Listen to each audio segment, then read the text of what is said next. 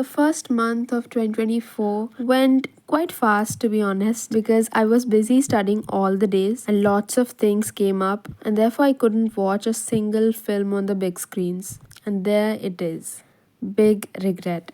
Missing Merry Christmas and everything good that came up this month, but obviously awaiting my first theatre experience of the year. Hopefully, I'd be getting that in February, but nevertheless, I watched a few top class series and classic films. So, busy days were spent pretty well.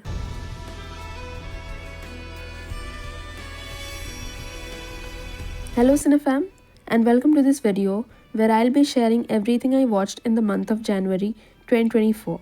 Actually, my year began with a friend's thriller recommendation. Yep, I started my year with a random film that I didn't know existed until I watched it. It's called You Should Have Left. So, I am more likely to dislike a film if that begins with a dream sequence, and that's because it's the most cliched, generic, and lazy thing for a filmmaker to do, unless a lot of plot of your film is actually in that dream. But in You Should Have Left, an exceptionally designed dream within a dream sequence is used to arrest the attention of the audience from the very first minute. And yeah, it's probably a basic or even stupid thing to say, but is it just me or do Ethan Hawke and Kevin Bacon actually look alike? Well, stupidity apart, it's a really good idea on paper that a house can play with time as well as space.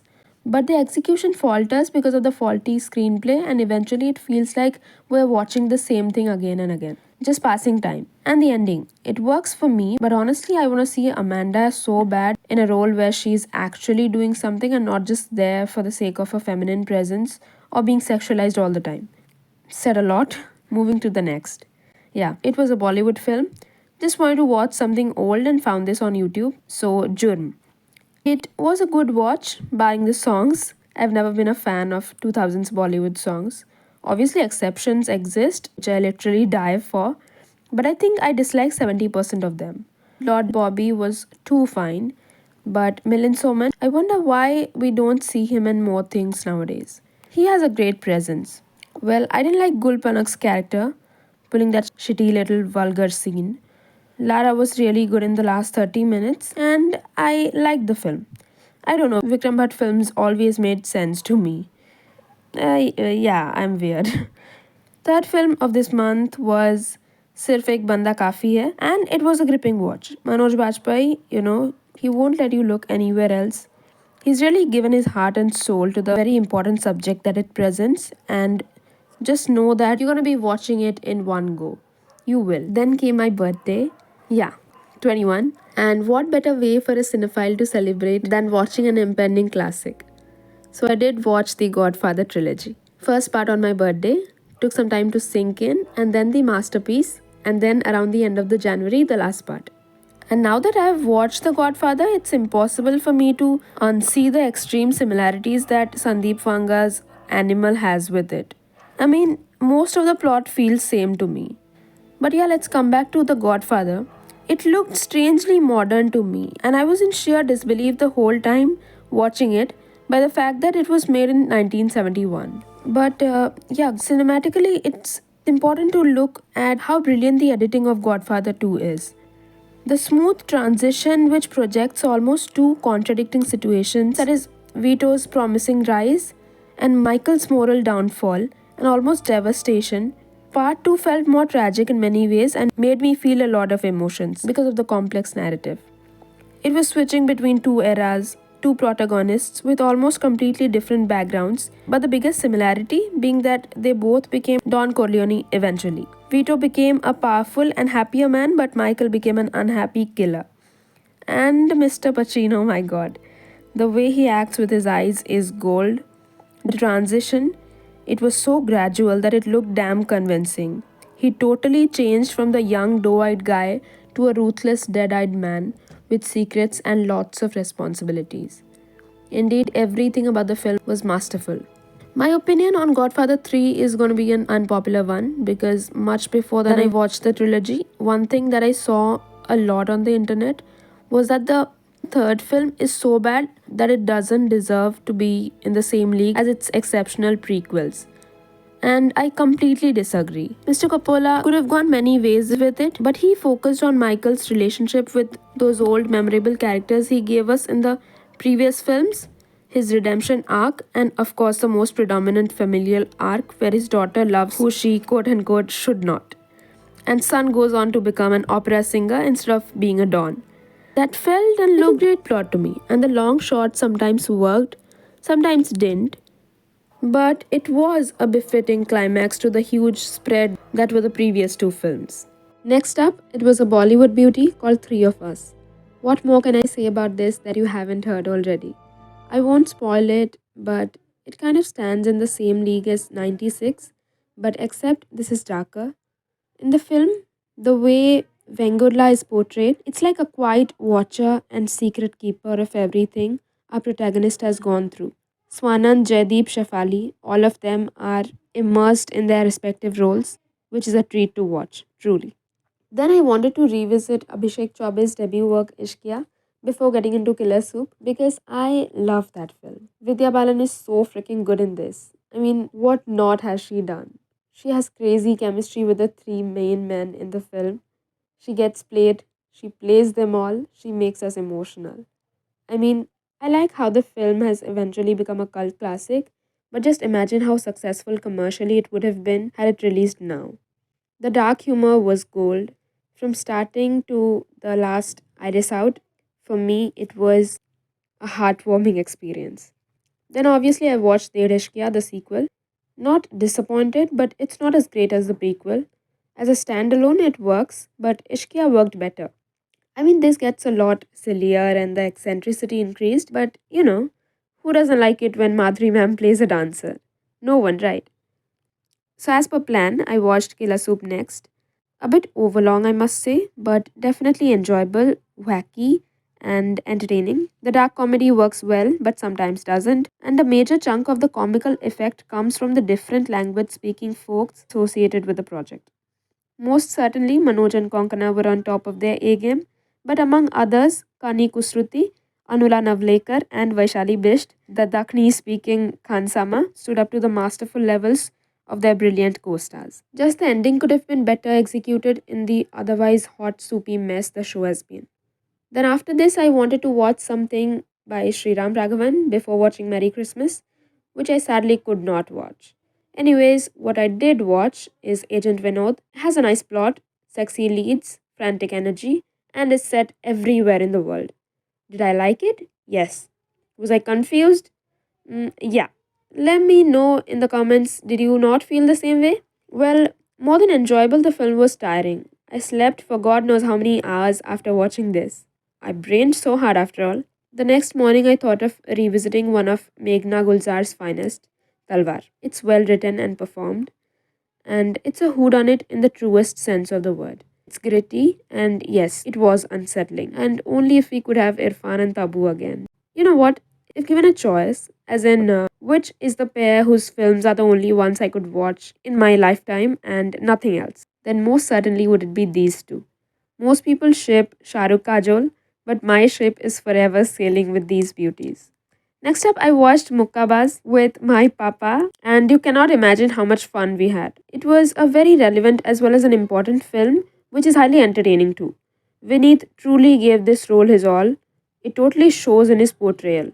Bande ne phod dala hai. And the music of this film, it is so thoughtful, sweet, rebellious, enraging, like perfect package of emotions. Definitely one of the best in Anurag Kashyap's filmography.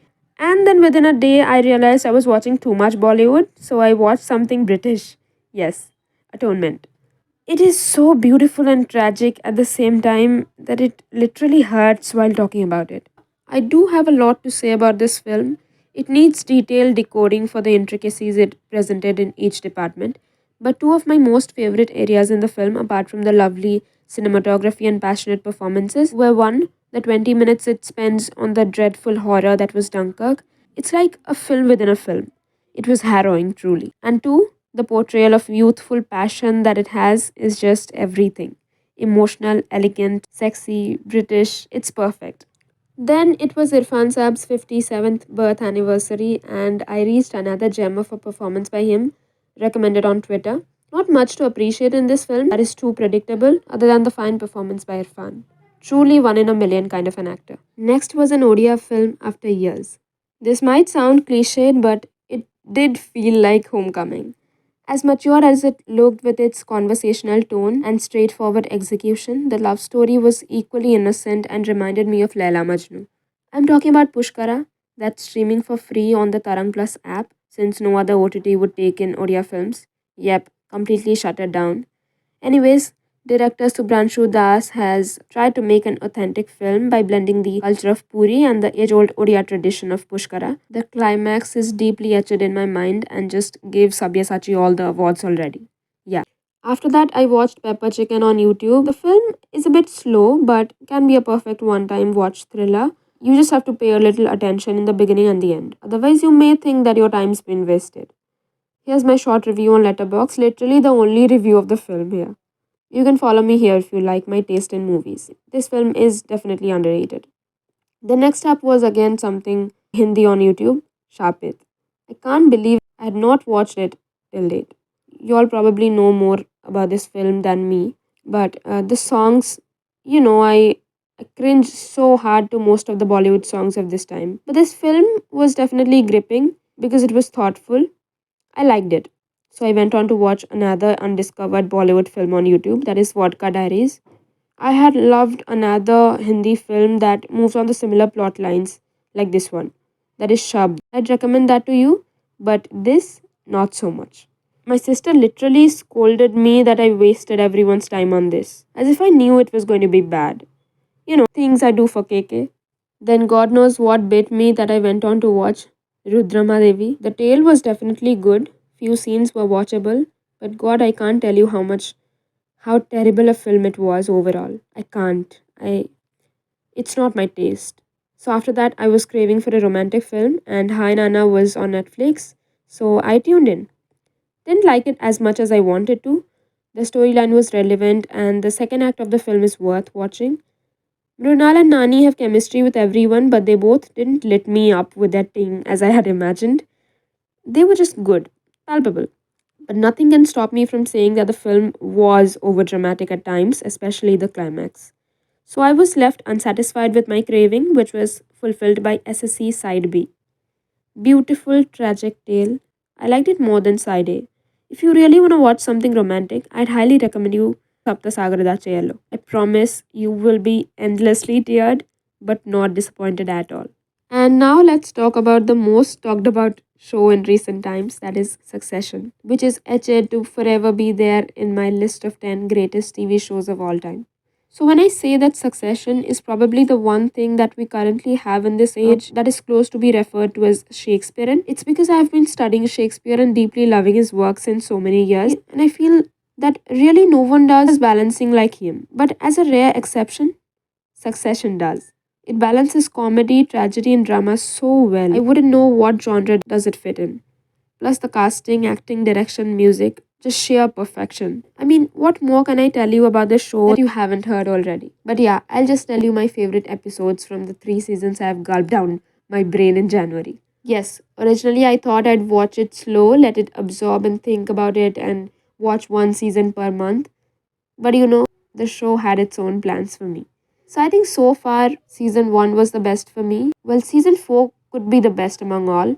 But wait till I watch that. In season 1, my favorite episode was the sixth one. It was called Which Side Are You On? Man, I almost forgot to breathe while watching that. So intense. Like an adrenaline rush it was. Season 2, Safe Room was it for me. Because there's so much going on with Kendall. Like, he's been acting like a puppet in his father's hands. And he probably tries to kill himself, but the next day, even that option is not on the table. Plus, we got a Jerry Roman breakthrough. So yeah, it was great. And the final moment in episode 9 was obviously some of the best build up results we have had on TV. Season 3, I think the nastiness just went a notch higher with it. I couldn't bear watching Kendall transform into a robot for 5 hours straight. It was harrowing. The breakdown was much needed. And yeah, Too Much Birthday took the cake for me. Episode 7. And so I watched Too Much Succession and eventually decided to switch to something else for a bit.